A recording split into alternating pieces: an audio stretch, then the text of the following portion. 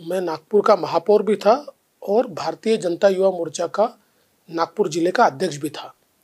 और उस समय एक राष्ट्रीय अभ्यास वर्ग नागपुर में लेने का तय हुआ। उसकी पूरी जिम्मेदारी मेरे ऊपर थी।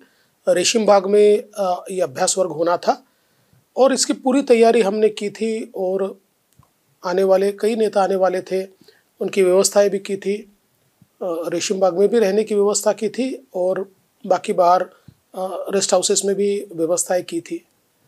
तो मोदी जी आए, हमने उनका स्वागत किया और स्वागत करने के बाद उन्होंने डॉक्टर हेडगेवार जी का दर्शन लिया।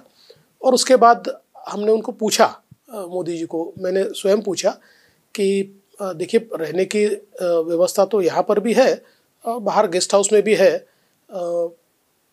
मैं ऐसा मानता था क्योंकि उस समय जितने नेता आए थे वो सारे बाहर गेस्ट हाउस में रहने को चले गए थे, तो इसलिए मैंने पूछा था। तो मोदी जी ने अपने अंदाज में कहा, हम तो भाई यहीं रहेंगे।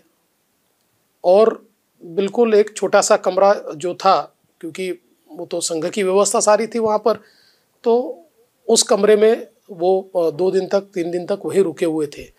तो मुझे ऐसा लगता है कि एक जो किसी व्यक्ति का पहला इंप्रेशन आपके ऊपर होता है ना, वो बहुत एवरलास्टिंग होता है।